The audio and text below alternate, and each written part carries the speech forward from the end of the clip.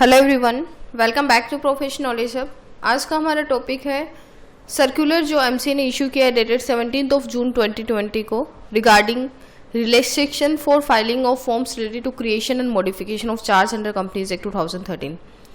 As per the circular MCA ने relaxation दिया है for the time for filing of forms related to creation and modification of charge under companies act 2013। तो as company are required to file the form related to creation and modification within a time limit of 120 days under section 77 and 78 of Companies Act 2013, but and as per the company fresh start scheme जो MC ने launch किया था dated 30th March 2020, the benefit of waiver of additional fees is not granted to charge related documents. So now MC has introduced a scheme for the purpose of condoning the delay in filing the certain forms related to creation and modification of charge। तो यहाँ तक हमने क्या देखा कि MCA company को अपने charge related document को क्रिएशन या मॉडिफिकेशन रिलेटेड डॉक्यूमेंट्स को 120 डेज के अंदर फाइल करना होता है। कंप्लीट टोटल 120 डेज के अंदर फाइल करना होता है from the date of creation and modification under section 77 और 78 के अंदर।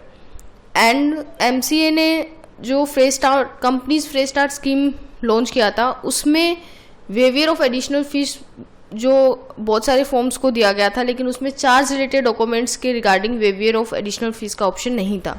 तो अभी ये स्कीम इंट्रोड्यूस किया गया है डेटेड 17 जून 2020 को, जिसमें जिसका जो पर्पज़ है वो है condoning the delay in filing the forms related to creation and modification.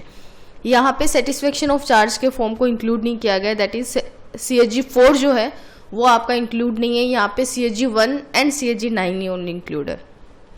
अब हम देखते हैं एप्लीकेबिलिटी कि ये कौन कौन से फॉर्म्स पे एप्लीकेबल है। ये फॉर्म CSG 1 एंड CSG 9 पे एप्लीकेबल है where the date of creation and modification, अगर आपका क्रिएशन एंड मॉडिफिकेशन का डेट जो है वो 1 मार्च 2020 से पहले का है एंड उसका जो टाइम लिमिट है, जो 120 डेज का जो टाइम लिमिट है वो एक्सपायर्ड नहीं हुआ है एज ऑन 1 मार्च 2020 को।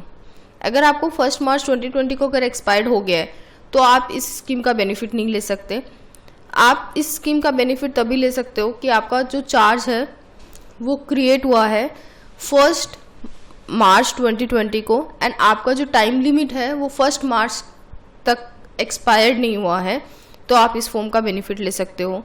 या फिर आपका जो टाइम लिमिट है जो 120 डेज का जो है एक्सपायर्ड नहीं हुआ है, इस पीरियड के बीच में फॉल कर रहा है, मार्च से लेके सितंबर तक का पीरियड के अंदर फॉल कर रहा है, तो ये दोनों केस में आपके लिए ये स्कीम की एप्लीकेबिलिटी है। रिलैक्सेशन क्या दिया गया है कि for example the time beginning from ये जो टाइम जो बिगनिंग होगा 1 मार्च 2020 से and ending on 30 September 2020 shall not be counting under section 77 and 78। जो 120 डेज का जो टाइम पीरियड होता है, जो मैक्सिमम टाइम पीरियड होता है क्रिएशन एंड मॉडिफिकेशन के फॉर्म को फाइल करने का, उस 120 डेज में आपका जो मार्च से लेके 1 मार्च 2020 से लेके 30 सितंबर के पीरियड को एक्सक्लूड कर दिया जाएगा। जैसे आपका जो फॉर्म है 29 फेब 2020, उसके बाद का जो डे काउंट होगा ना वो आपका 1 अक्टूबर से काउंट होगा। सितंबर 30 मार्च से लेके सितंबर का पीरियड एक्सक्लूड हो जाएगा एंड से एग्जांपल आपका 29 फेब 2020 को 60 डेज हो रहा है एंड तो आपने इस पीरियड में फाइल नहीं किया, 1 सितंबर 2020 से लेके 30 सितंबर तक आपने फाइल नहीं किया, तो आपका 61 डे जो काउंट होगा ना वो आपका 29 फेब को 60 डे काउंट होगा एंड 61 डे जो होगा वो आपका 1 अक्टूबर को कंसिडर किया जाएगा। इट मीन्स अगर आपने फाइल नहीं भी किया है तो आपका वो टाइम पीरियड जो है वो कंसिडर नहीं किया जाएगा while calculating the 120 days total time period under section 77 and 78। Applicability of fee का अगर हम बात करते हैं कि अगर ऑन और बिफोर अगर 30 सितंबर तक आपने फाइल किया तो आपकी फ़ी जो फ़ी एप्लीकेबल थी आप पे 29 फेब 2020 को, या तो एडिशनल फ़ी हो या नॉर्मल फ़ी हो, जो भी एप्लीकेबल फ़ी आपको 29 फेब को एप्लीकेबल थी वही फ़ी आपके लिए एप्लीकेबल होगी ड्यूरिंग द पीरियड आपका 1 मार्च से लेकर सितंबर तक का पीरियड में अगर आप फाइल करते हो। अगर आप उसके बाद में फाइल करते हो सितंबर के बाद में, तो फी चार्ज जो होगी वो होगी आपको एडिशनल फीस जो है वो आपको डेज काउंट करना पड़ेगा, एडिशनल डेज 1 अक्टूबर 2020 के बाद। इट मीन्स आपका जो पीरियड है वो एक्सक्लूड हो जाएगा। बीच का जो पीरियड है मार्च से लेके 1 मार्च से लेके 30 सितंबर का जो पीरियड है वो एक्सक्लूड हो जाएगा।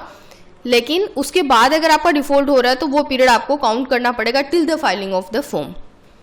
एंड ये फॉर्म ये स्कीम किस किस के लिए एप्लीकेबल नहीं है? CSG 1 एंड CSG 9 जो आपका ऑलरेडी फाइल्ड हो चुका है before the issue of the circular, या उसका टाइम पीरियड ऑलरेडी 120 डेज का एक्सपायर्ड हो गया है 1 मार्च 2020 को, या उसका जो टाइम लिमिट है वो expire at a future date despite of the exclusion for the time provided in sub para 3, and filing of form CSG 4 for the satisfaction of charge. तो ये इन 4 केस में ये स्कीम एप्लीकेबल नहीं है।